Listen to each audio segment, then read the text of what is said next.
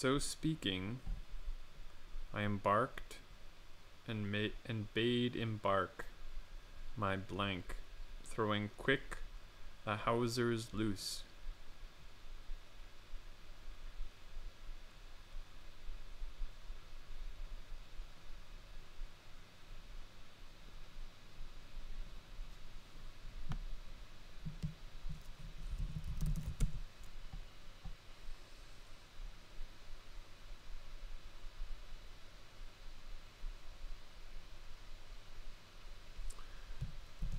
How did the hawsers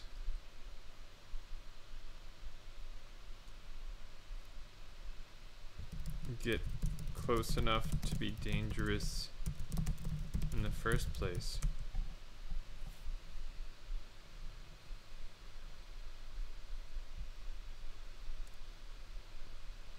This is the Odyssey.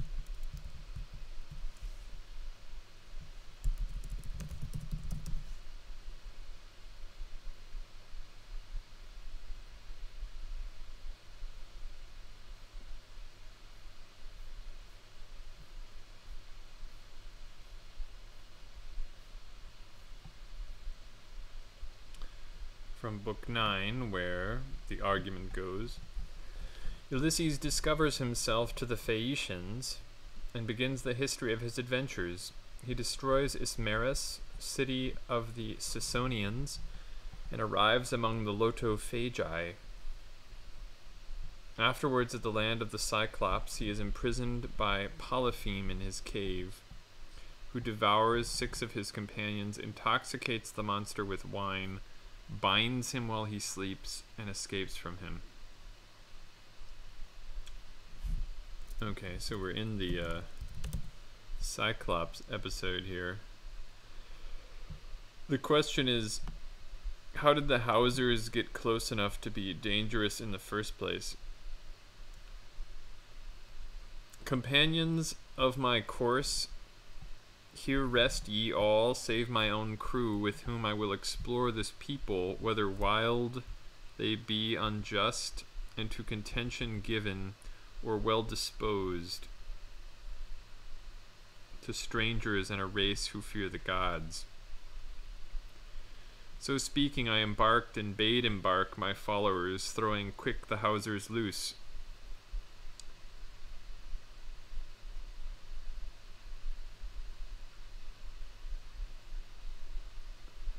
They, entering at my word, the benches filled, well ranged, and threshed with oars the foamy flood.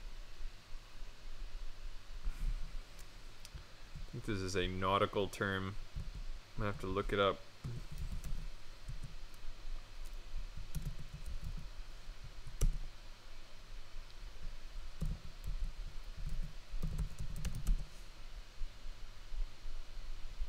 Hawser is a nautical term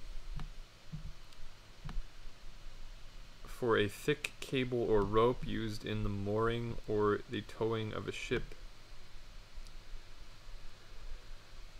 Attaining soon the neighbor land, we found at its extremity, fast by the sea, a cavern lofty and dark-browed above with laurels. In that cavern slumbering lay much cattle, sheep, and goats, and a broad court enclosed it, fenced with stones from quarries hewn, with spiry firs and oaks of ample bough. Here dwelt a giant vast, who far remote his flocks fed solitary, converse none desiring, sullen, savage, and unjust. Monster in truth he was, hideous in form, resembling less a man by Ceres' gift sustained,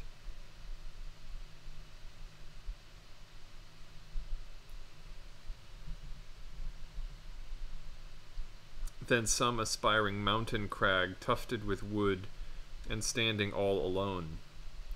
Enjoining then my people to abide fast by the ship which they should closely guard, I went, but not without a goat skin filled with sable wine, which I had erst received from Marin, offspring of Evanthes, priest of Phoebus, guardian of Ismarus, because through reverence of him we had saved himself, his wife, and his children, for he dwelt amid the grove umbrageous of his god. He gave therefore noble gifts. What is umbrageous? That's umbrageous. Affording or forming shade, easily offended or irritable. How did the Hausers get close enough to be dangerous in the first place? The ropes of the ship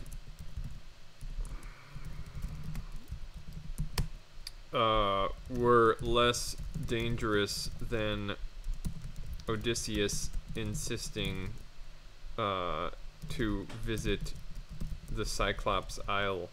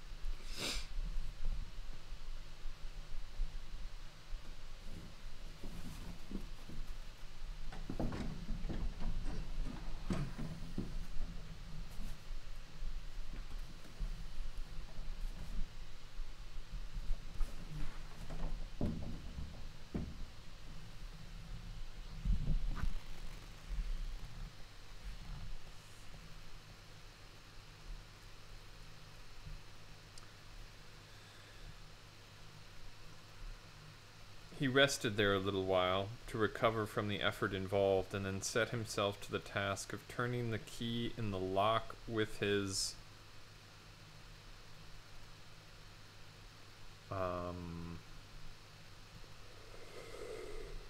screwdriver mouth. Why needed he use his mouth?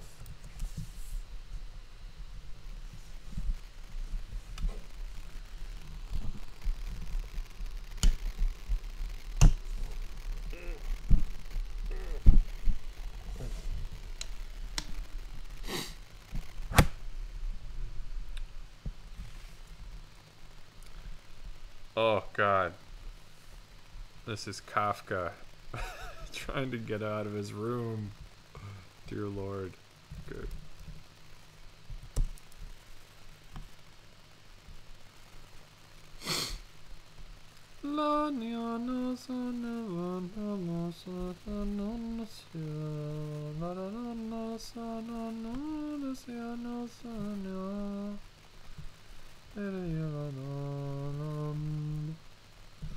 Umbrageous. Oh, it's not appearing.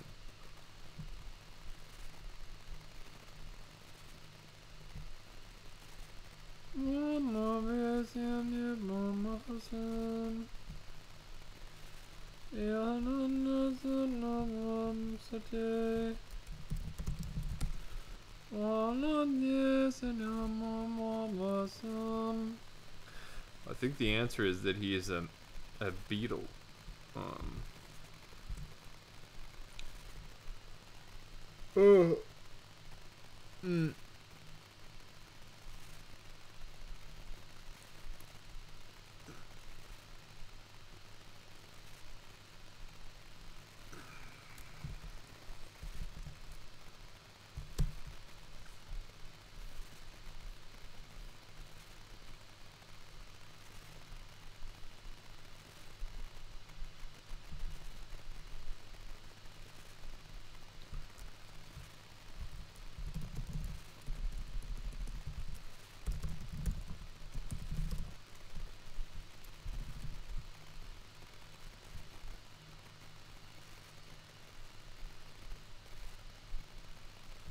Gregor slowly pushed his way over to the door with his chair. Once there, he let go of it and threw himself onto the door, holding himself upright against it, using the adhesive on the tips of his legs. He rested there a little while to recover from the effort involved, and then set himself to the task of turning the key in the lock with his mouth. He seemed, unfortunately, to have no proper teeth. How was he, then, to grasp the key? But the lack of teeth was, of course, made up for with a very strong jaw. Using the jaw, he really was able to start the key turning, ignoring the fact that he must have been causing some kind of damage, as a brown fluid came from his mouth, flowed over the key, and dripped onto the floor. "Listen," said the chief clerk in the next room, "he's turning the key." Gregor was greatly encouraged by this, but they all should have been calling to him his father and his mother too. "Well done, Gregor," they should have cried. "Keep at it. Keep hold of the lock." And with the idea that they were all excitedly following his efforts, he bit on the key with all his strength, paying no attention to the pain he was causing himself.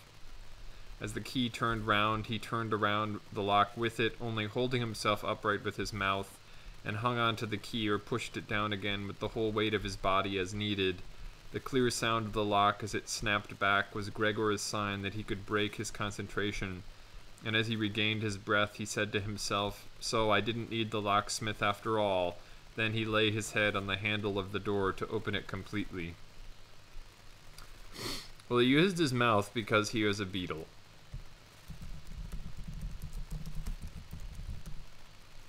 K was a beetle. It's as straightforward as that.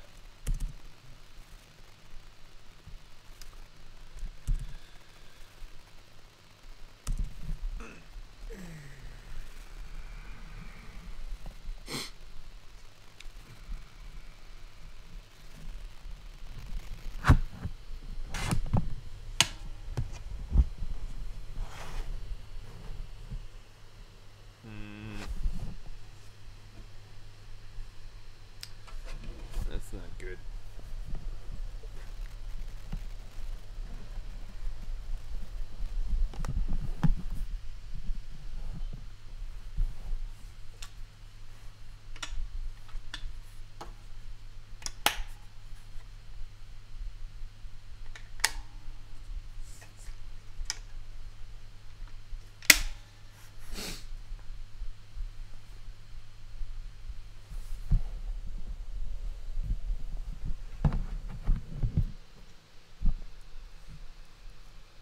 That's nice. To whom the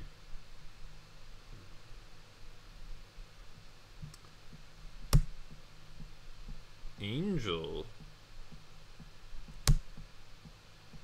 the blank is Guo Yingyi's rank. The pain is not too violent. The descriptions of nature are not too detailed or elaborate. pedantic.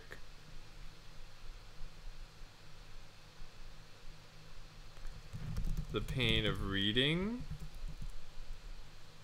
Why is the reading so painful? Oh, Elizabeth Haight. I like this essay.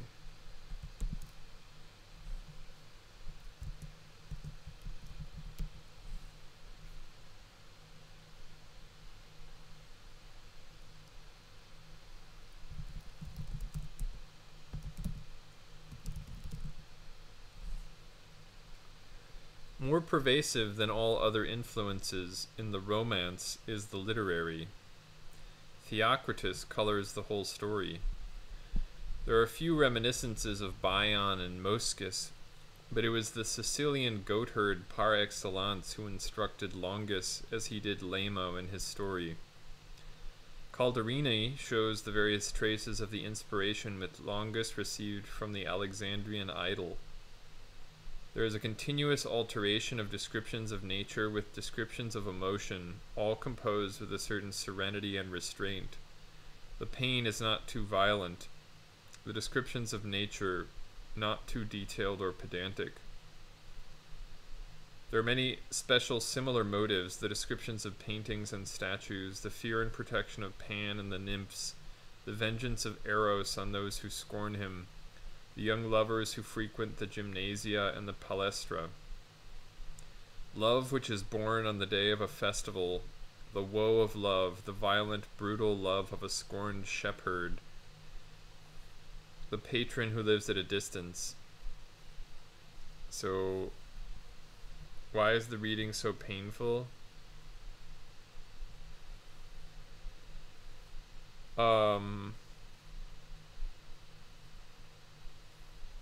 It's not, for one. The pain is not too violent. So it would be the emotional peak of romance is muted.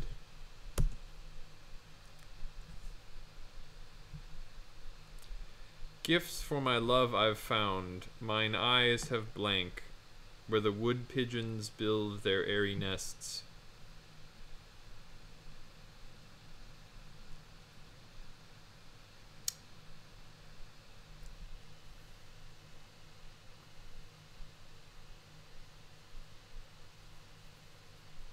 Located.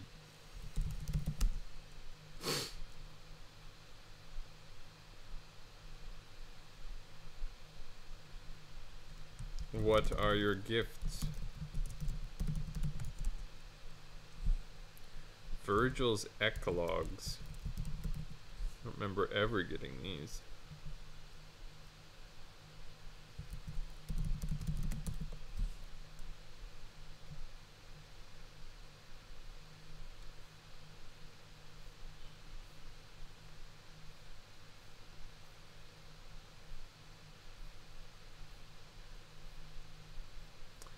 This is the third eclogue.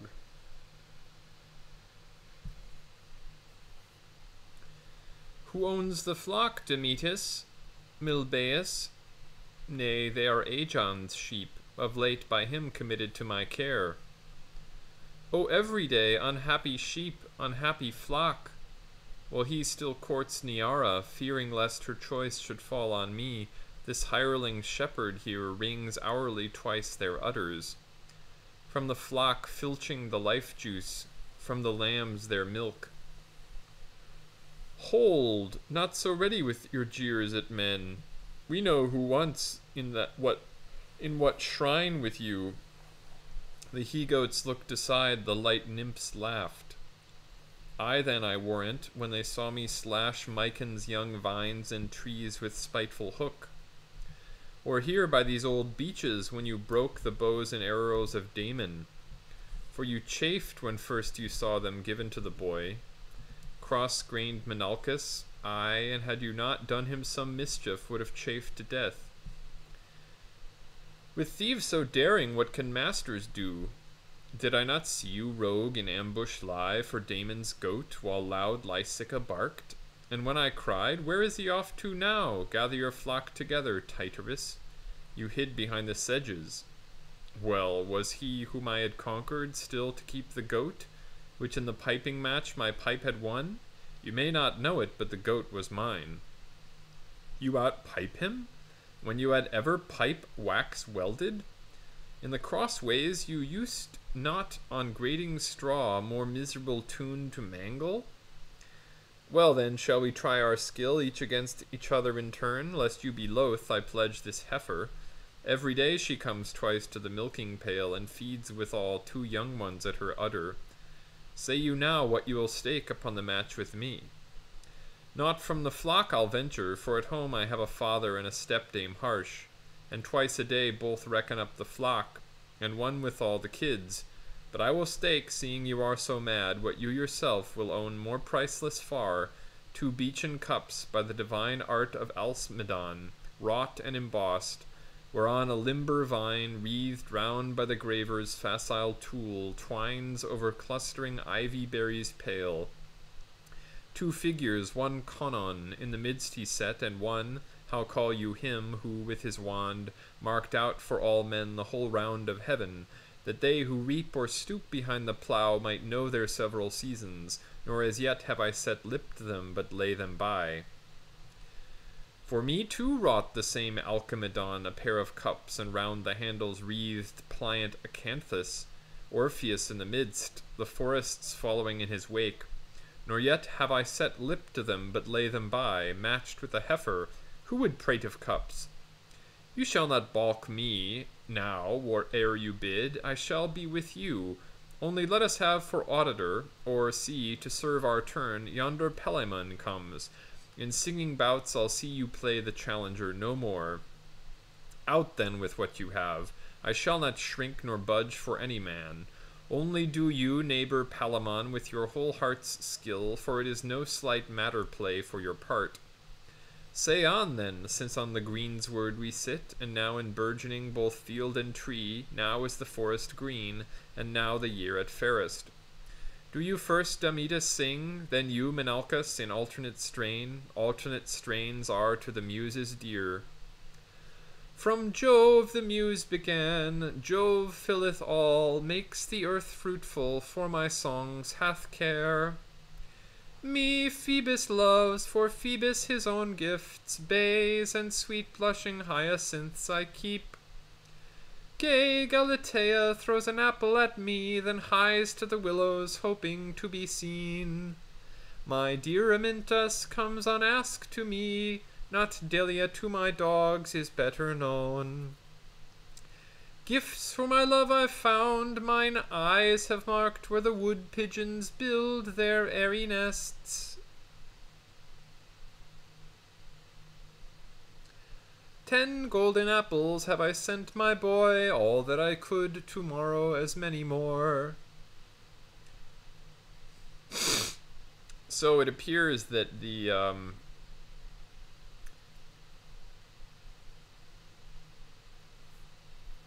gifts are either the nests or the eggs. What words to me, O uttered how oft hath Galatea spoke? Waft some of them, ye winds, I pray you, for the gods to hear.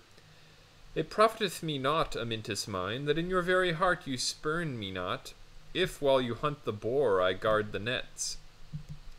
Prithee, Aeolus, for my birthday guest, send me your Phyllis. When for the young crops I slay my heifer, you yourself shall come. I am all hers. She wept to see me go, and lingering on the word, farewell, she said. My beautiful Aeolus, fare you well. Fell as the wolf is to the folded flock, rain to ripe corn, sirocco to the trees, the wrath of Amaryllis is to me. As moisture to the corn, to use with young lithe willow, as arbute as the leanling kids, so sweet Amintus, and none else to me. My muse, although she be but country bred, is loved by Pollio. O Pierian maids, pray you, a heifer for your reader feed. Pollio himself too doth new verses make. Feed ye a bull now ripe to butt with horn, and scatter with his hooves the flying sand. Who loves thee, Pollio, may he thither come, where ye joys beholding. Aye, for him let honey flow, the thorn bush spices bear. Who hates not Bavius, let him also love thy songs, O Mavius. Aye, and therewithal yoke foxes to his car, and he-goats milk. You picking flowers and strawberries that grow so near the ground, fly hence, boys, get you done. There's a cold adder lurking in the grass. Forbear, my sheep, to tread too near the brink. Yon bank is ill to trust to. Even now the ram himself, see, dries his dripping fleece. Back with the she-goats to Tyrus, grazing there so near the river. I, when the time shall serve, will take them all and wash them in the pool. Boys, get your sheep together. If the heat as late it did forestall us with the milk, vainly the dried-up udders shall we wring. How lean my bull amid the fattening vetch! Alack, alack, for herdsman and for herd! It is the self-same love that wastes us both. These truly, nor is even love the cause, scarce have the flesh to keep their bones together, some evil eye my lambkins hath bewitched. Say in what clime, and you shall be withal, my great Apollo. The whole breadth of heaven opens no wider than 3 ells to view. Say in what country grow such flowers as bear the names of kings upon their petals writ, and you shall have fair Phyllis for your own. Not mine betwixt such rivals to decide. You well deserve the heifer, so does he. With all who either fear the sweets of love or taste its bitterness. Now, boys, shut off the sluices, for the fields have drunk their fill. So, the gifts are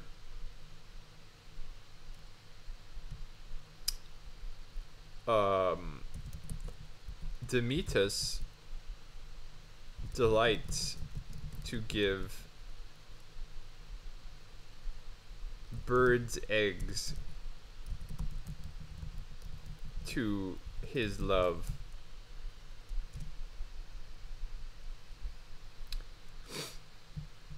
Let's look up a synopsis of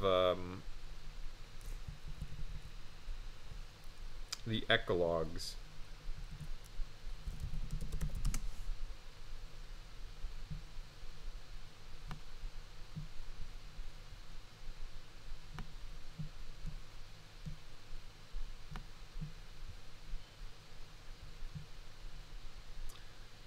Restrain our umbrage.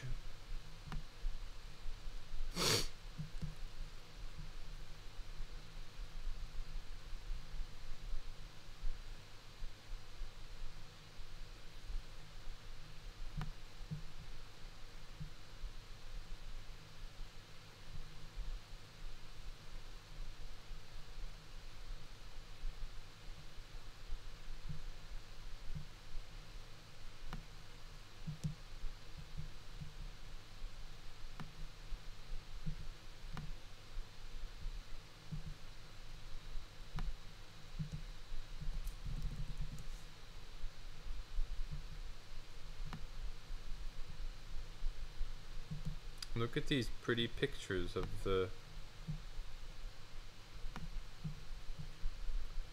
eclogues.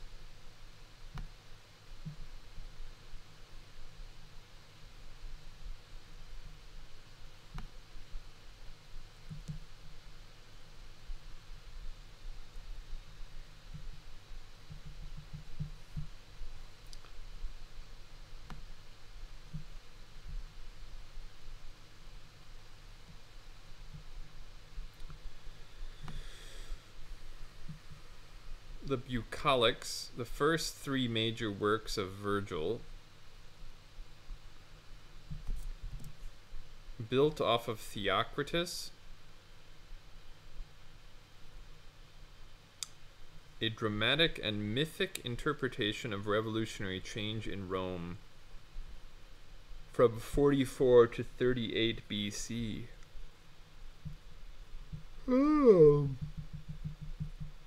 I see.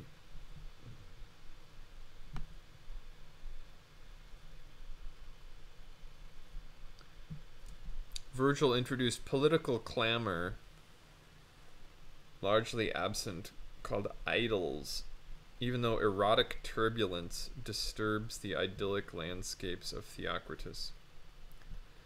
10 pieces, an eclogue, draft, selection, or reckoning, populated by herdsmen imagined conversing and performing Amoeboian singing in largely rural settings, whether suffering or embracing revolutionary change or happy or unhappy love. Performed with great success on the Roman stage, they feature a mix of visionary politics and eroticism that made Virgil a celebrity, legendary in his own time.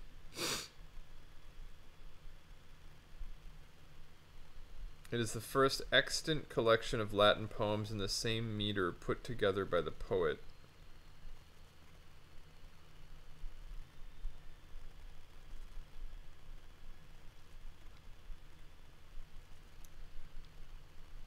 Alternation of antiphonal poems, dialogues, with non-dramatic narrative poems.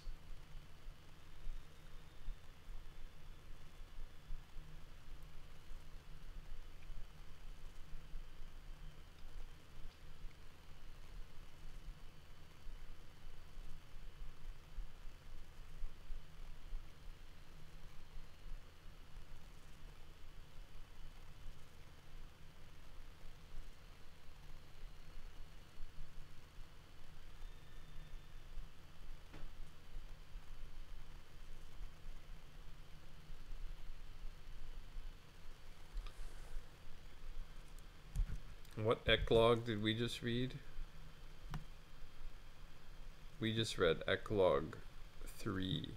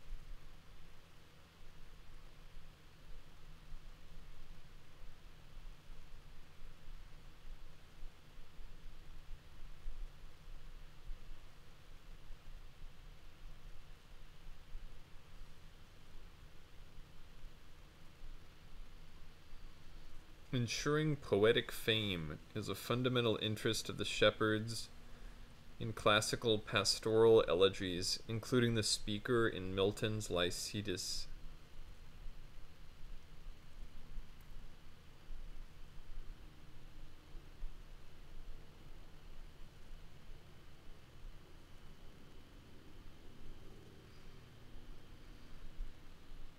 A new myth of poetic authority and origin.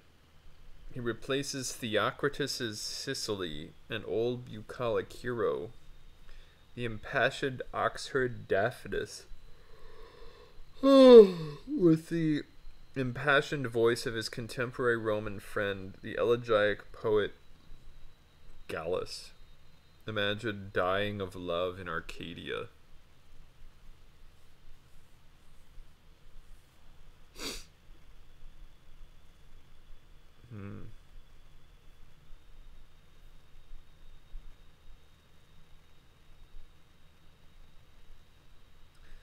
Oh, an appreciation by Samuel Johnson.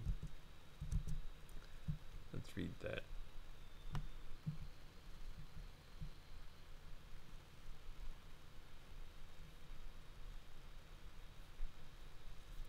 doesn't exist anymore.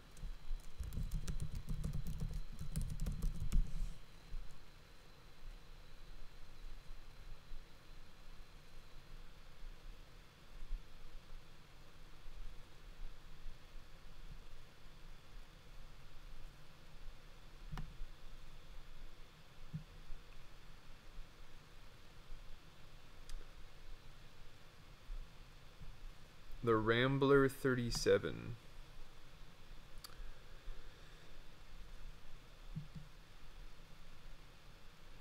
Canto que solitus si quando armenta vocabat Amphion Dircaeus.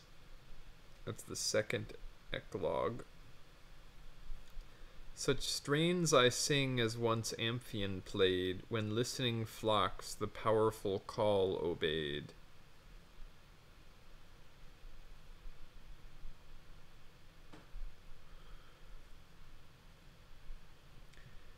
In writing or judging of pastoral poetry, neither the authors nor critics of latter times seem to have paid sufficient regard to the originals left us by antiquity, but have entangled themselves with unnecessary difficulties by advancing principles which, having no foundation in the nature of things, are wholly to be rejected from a species of composition in which above all others mere nature is to be regarded.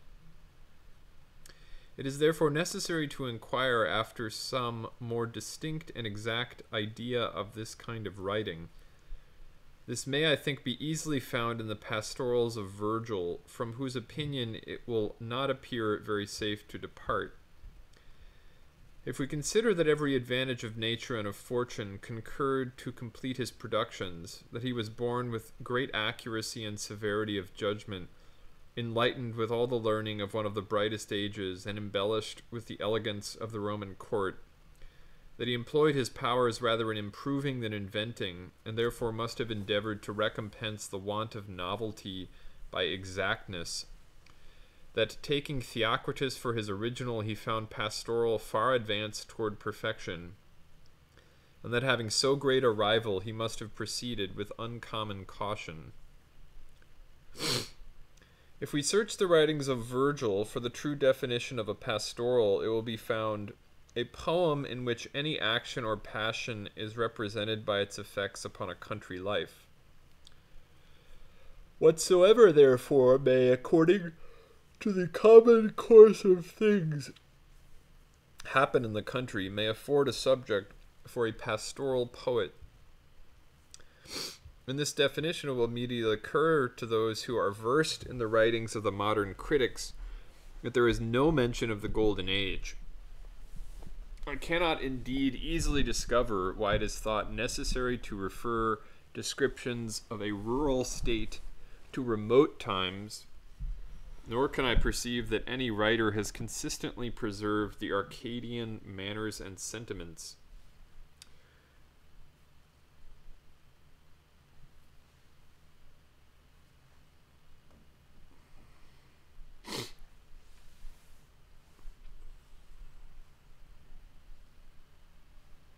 The only reason that I have read on which this rule has been founded is that, according to the customs of modern life, it is improbable that shepherds should be capable of harmonious numbers or delicate sentiments, and therefore the reader must exalt his ideas of the pastoral character by carrying his thoughts back to the age in which the care of herds and flocks was the employment of the wisest and greatest men. These reasoners seem to have been led into their hypothesis by considering pastoral not in general as a representation of rural nature, and consequently as exhibiting the ideas and sentiments of those, whoever they are, to whom the country affords pleasure or employment, but simply as a dialogue or narrative of men actually tending sheep and busied in the lowest and most laborious offices.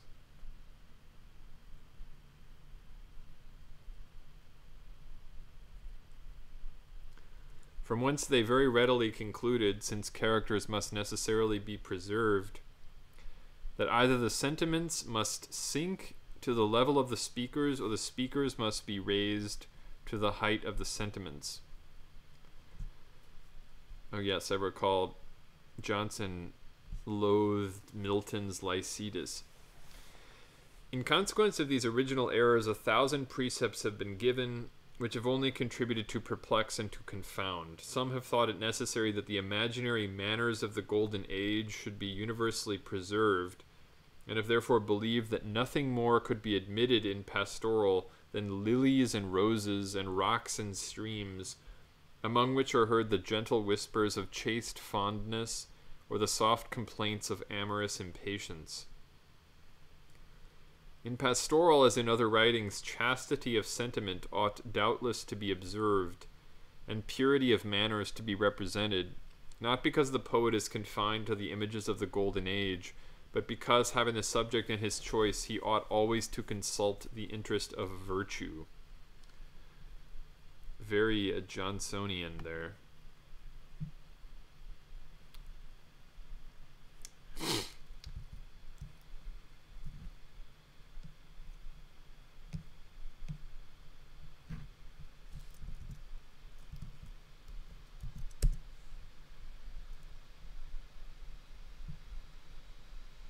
These advocates for the Golden Age lay down other principles, not very consistent with their general plan.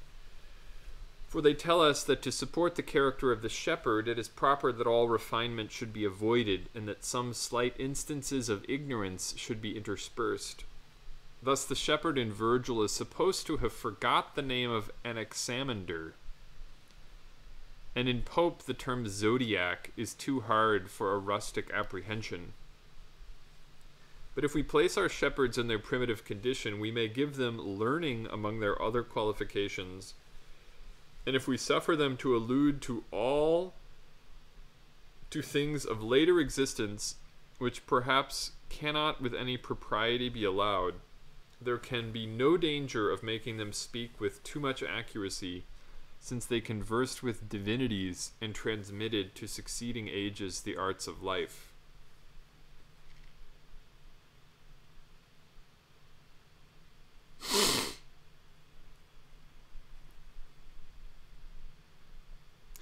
Other writers, having the mean and despicable condition of a shepherd always before them, conceive it necessary to degrade the language of pastoral by obsolete terms and rustic words, which they very learnedly call Doric, without reflecting that they thus become authors of a mingled dialect which no human being ever could have spoken, that they may as well refine the speech as the sentiments of their personages, and that none of the inconsistencies which they endeavor to avoid is greater than that of joining elegance of thought with coarseness of diction. Spenser begins one of his pastorals with studied barbarity. Diggin Davy, I bid her goodbye, or diggin her is, or I must say, dig. Hers was her while it was daylight, but now her is a most wretched wight. What will the reader imagine to be the subject on which speakers like these exercise their eloquence? Will he not be somewhat disappointed when he finds them met together to condemn the corruptions of the Church of Rome? Surely at the same time that a shepherd learns theology, he may gain some acquaintance with his native language. Pastoral admits of all ranks of persons, because persons of all ranks inhabit the country. It excludes not, therefore, on account of the characters necessary to be introduced, any elevation or delicacy of sentiment.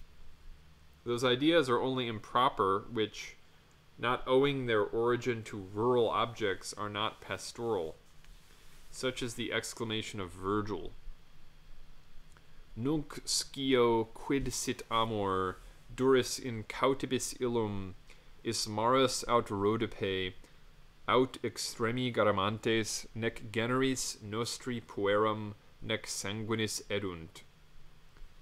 I know thee, love, in deserts thou wert bred, and at the dugs of savage tigers fed, alien of birth, usurper of the plains.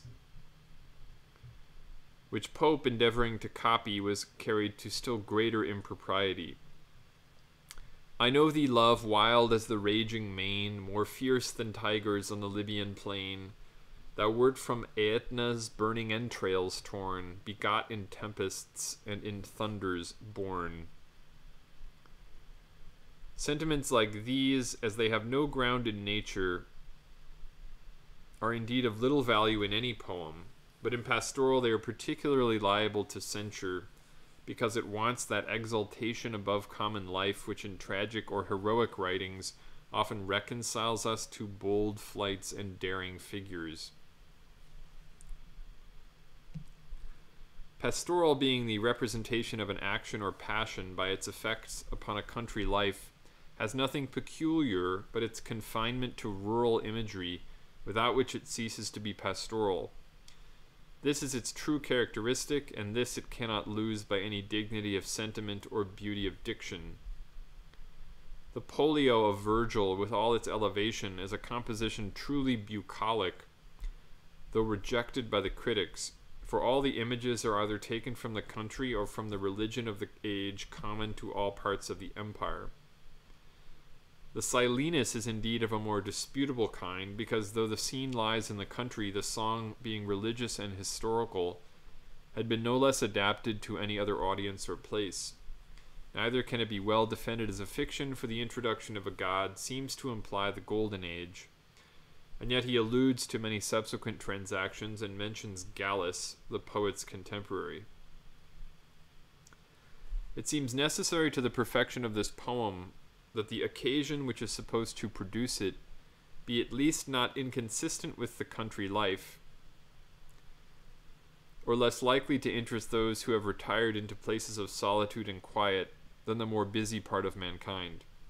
It is therefore improper to give the title of a pastoral to verses in which the speakers, after the slight mention of their flocks, fall to complaints of errors in the church and corruptions in the government, or to lamentations of the death of some illustrious person, whom, when once the poet has called a shepherd, he has no longer any labor upon his hands, but can make the clouds weep and lilies wither, and the sheep hang their heads, without art or learning, genius or study.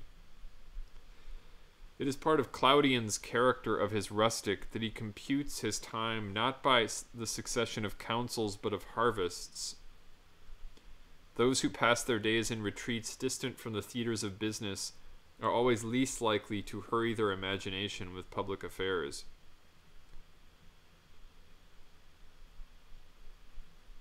Claudian.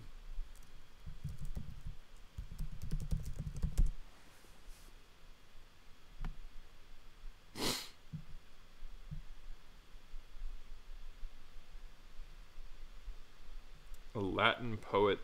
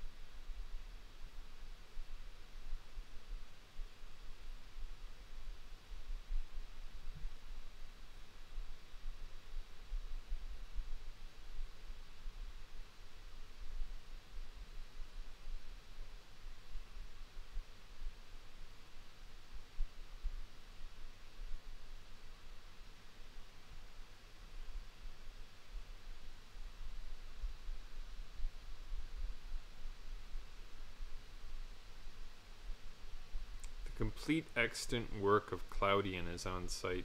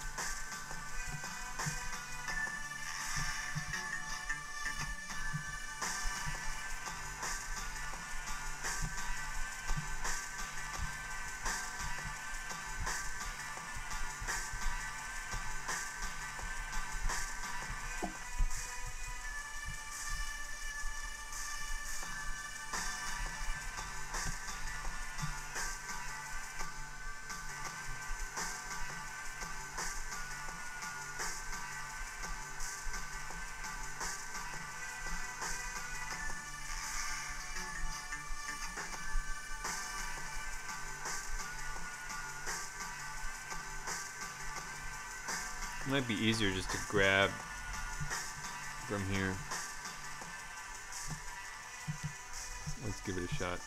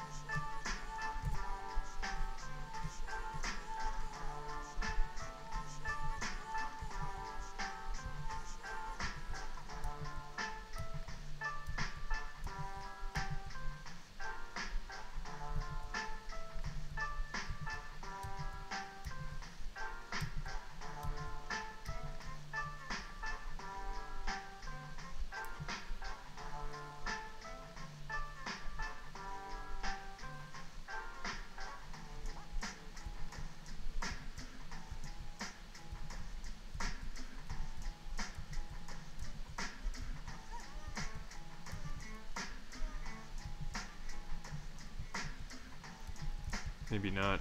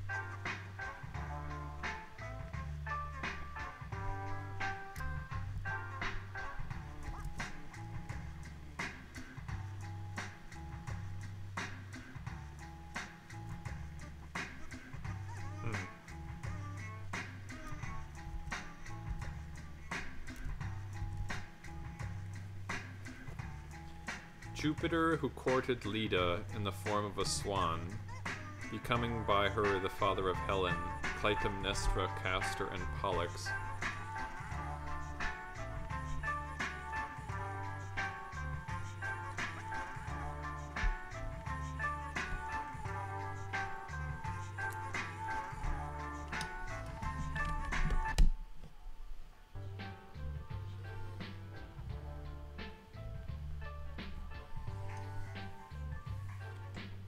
Jupiter, who courted Leda in the form of a swan, becoming by her the father of Helen, Clytemnestra, Castor, and Pollux.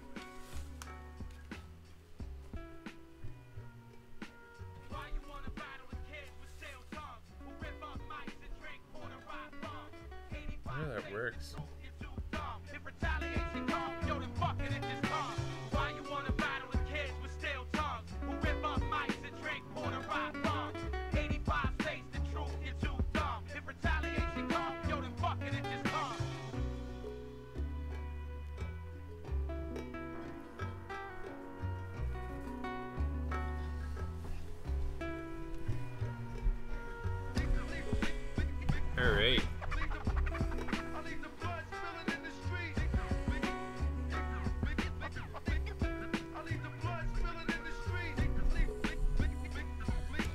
Wicka wicka.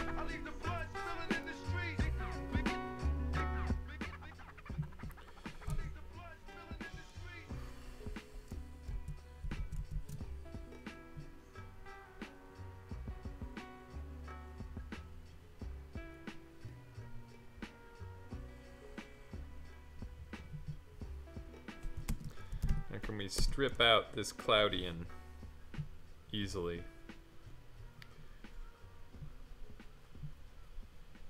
That other guy retyped the whole thing.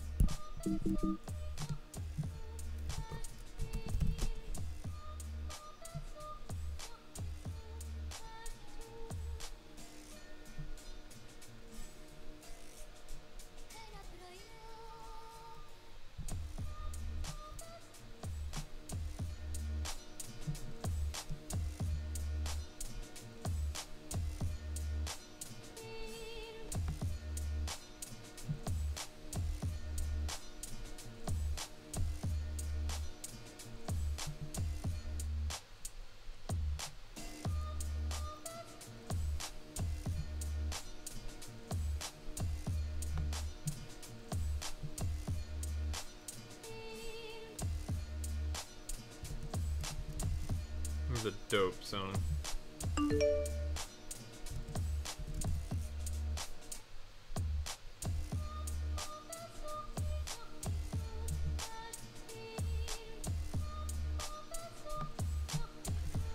It looks okay.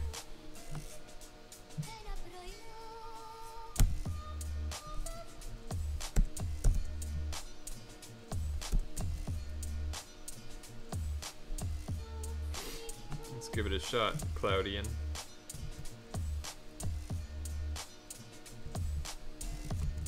You ready? You ready? Yeah. Yeah. Just found my newest best friend. The 10-second delay.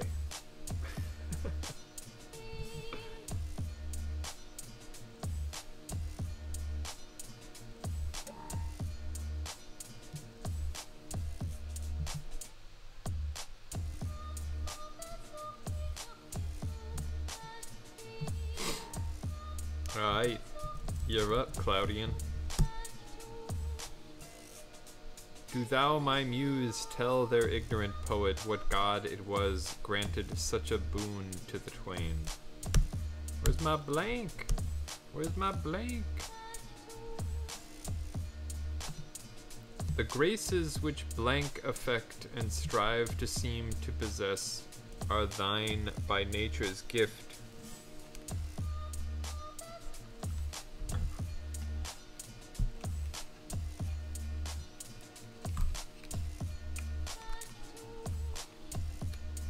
Oh yeah. That fucking bumps, dude. I gotta turn that down.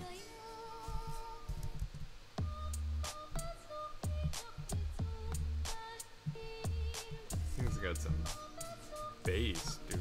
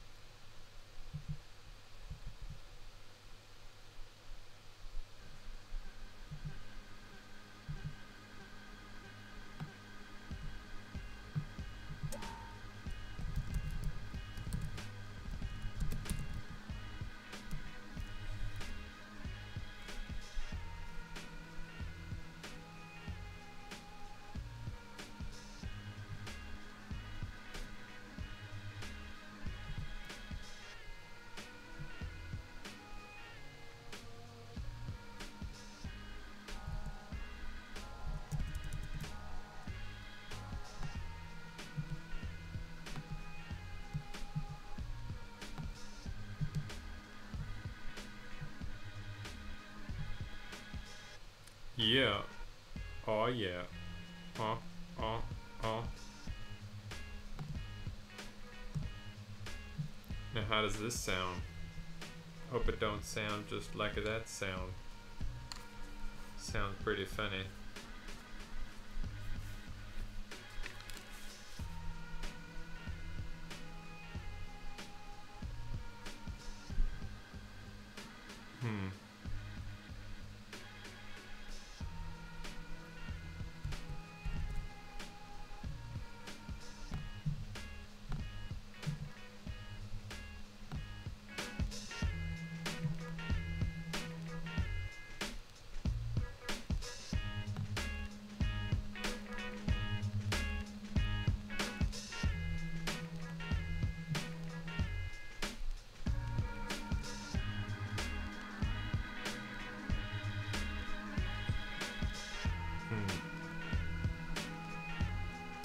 So is there an echo then?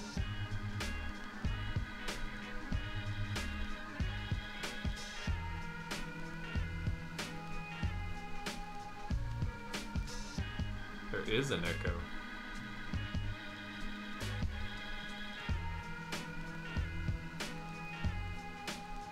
It's because it's looping through.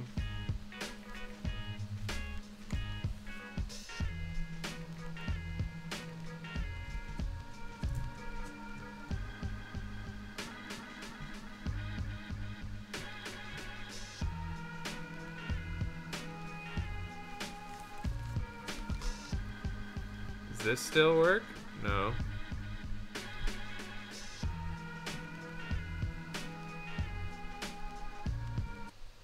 How about now? Does this work? No.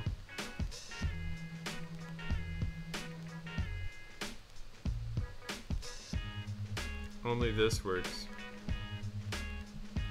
This works though. Yeah.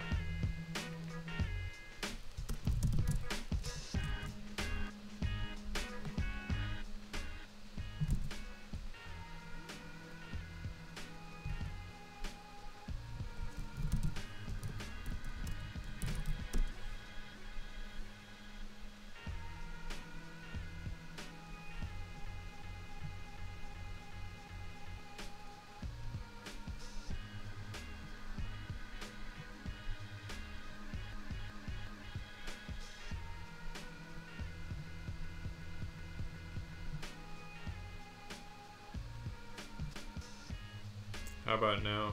Oh yeah, that is the answer.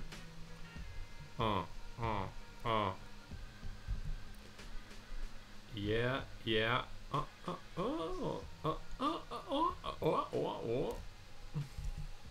Okay, we gotta do some.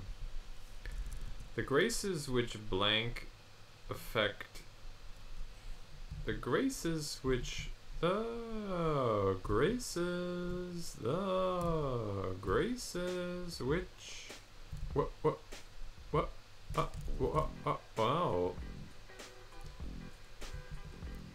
The graces which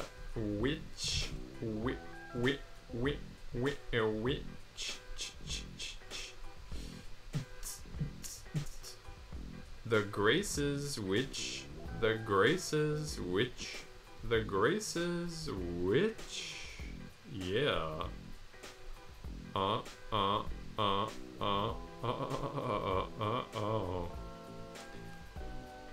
yeah. Oh, I can't turn this off. If I turn this off, then there's nothing.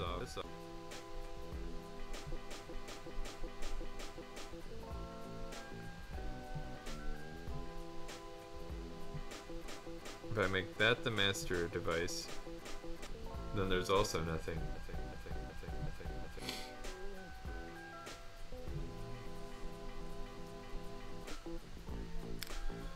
So, yeah, yeah,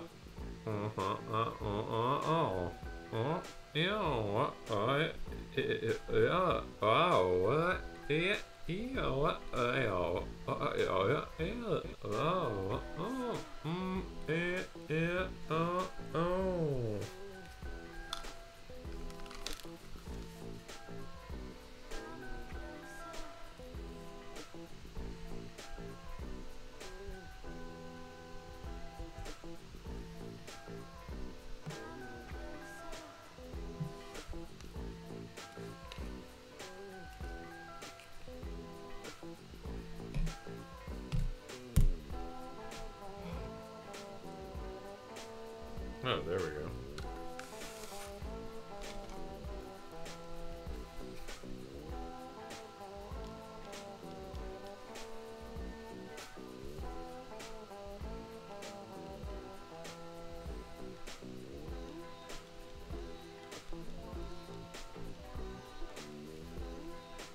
Too loud. Okay, so how about if I turn this down, but then amp up this?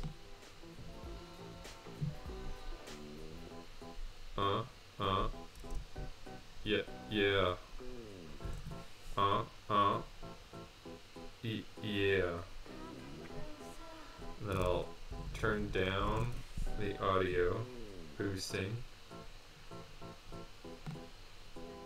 Let's see.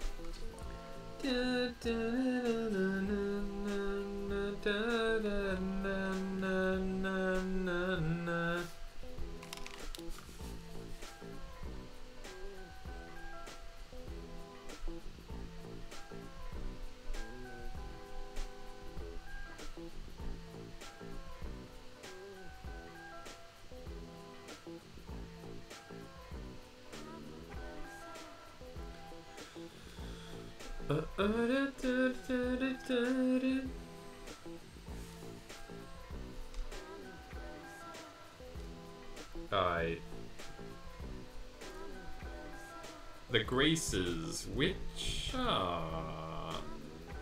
graces which blank affect and strive to seem to possess are thine by nature's gift. The graces which always others affect,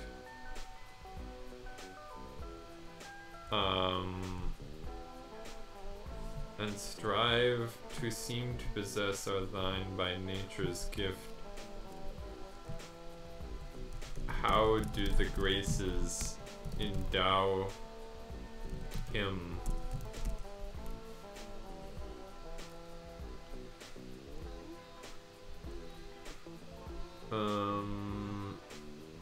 You know, I wonder if I can do that.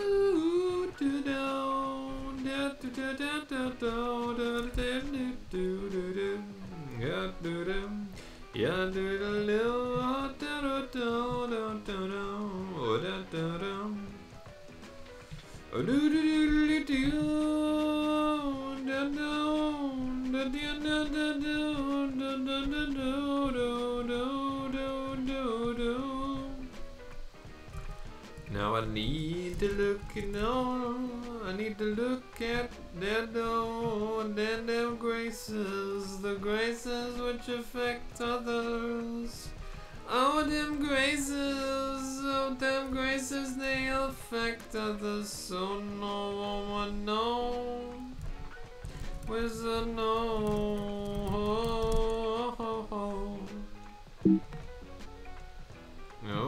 graces which others. Oh, look at that. Beautiful.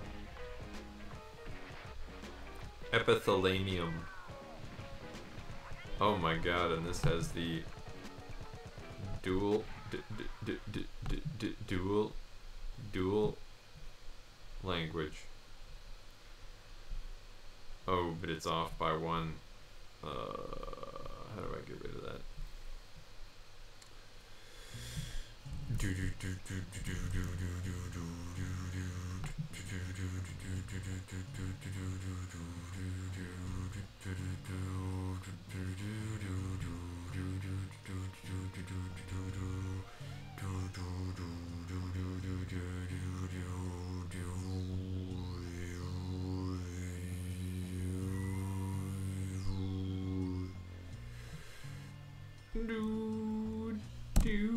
There we go.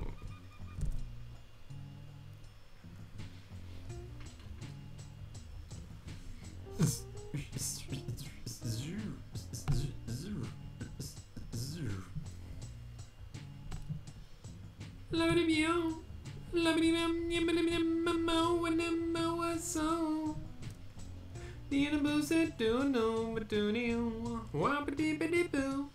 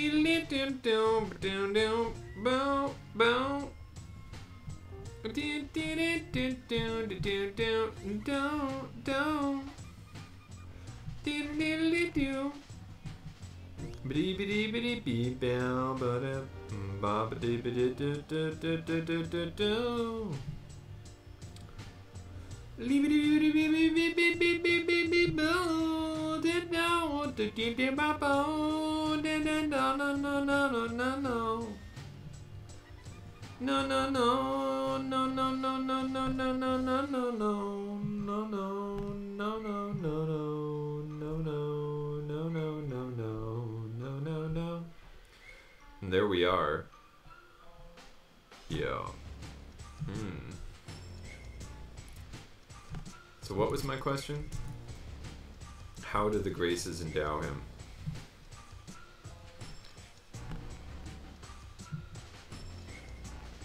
Was error so noble a brow? Whom would Rome's highest place more befit?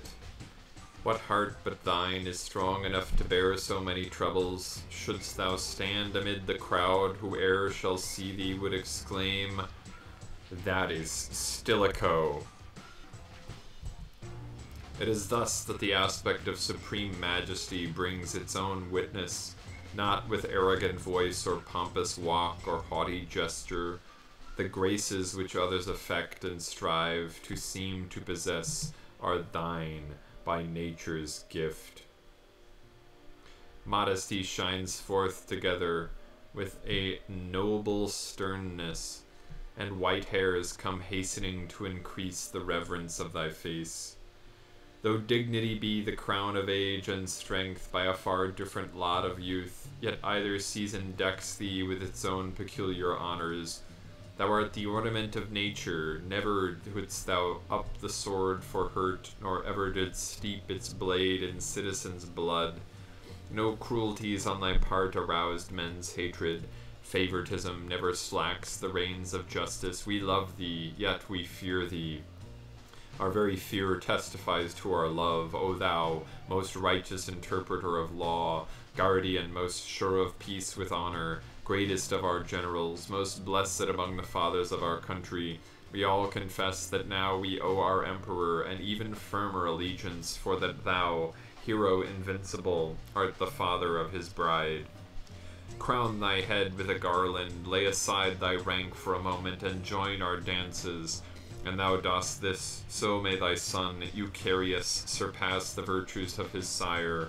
So may the fair Thermantia, thy daughter, live to see a marriage such as this, and so may Maria's womb grow big, and a little Honorius, born in the purple, rest on his grandsire's lap.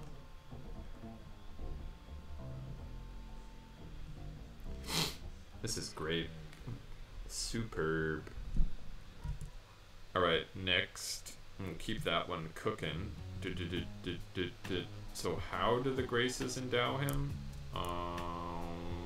Did I answer that?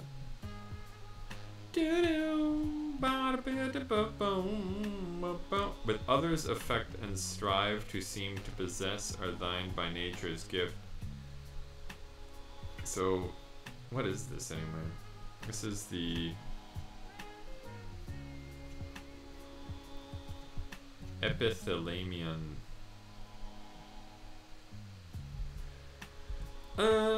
I'll just say Stilicho possesses immeasurable grandeur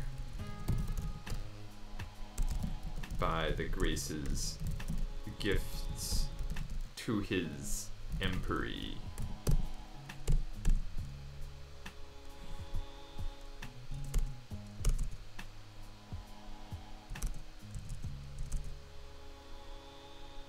Bald when his foe was absent, brave as a blank, great in bulk but small of heart, once a highly skilled spinner of thread and a cunning carder, none other could so well cleanse the dirt from out the fleece and fill the baskets, none other pull the thick wool over the iron teeth of the comb as could he.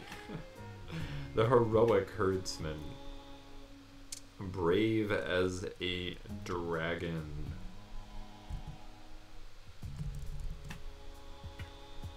Do do do do do do do do do do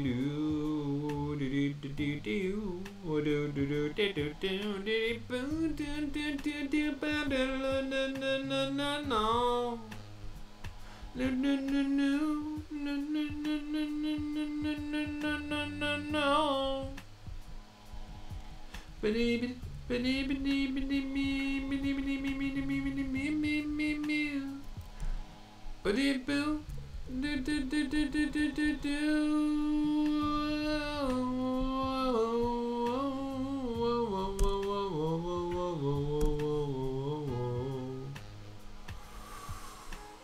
oh yeah.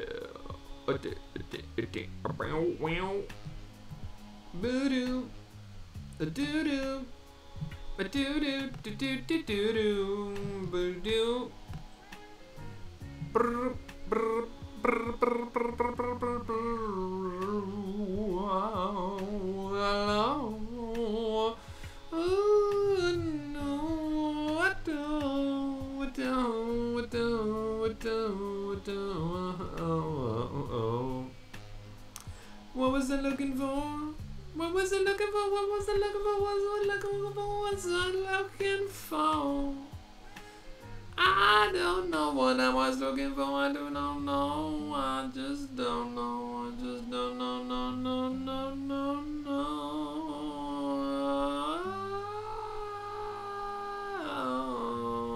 That's what I was looking for. The blaze to dive the dragon.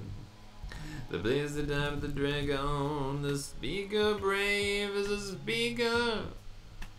He was so brave. Where did he find his bravery?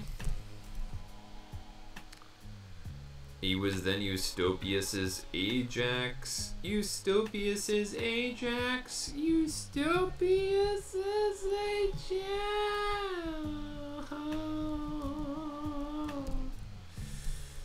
Yeah.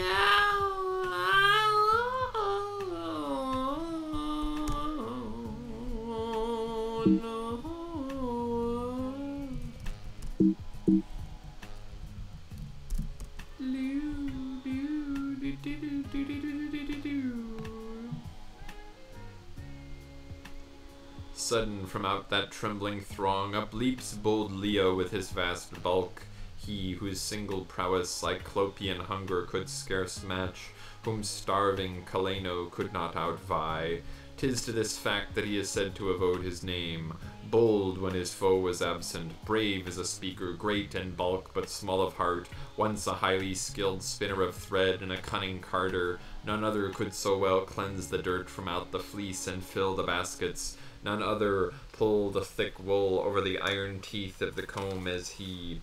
He was then Eutropius's Ajax, and far and near he raged, shaking not a huge shield compact of 7 years of oxhide.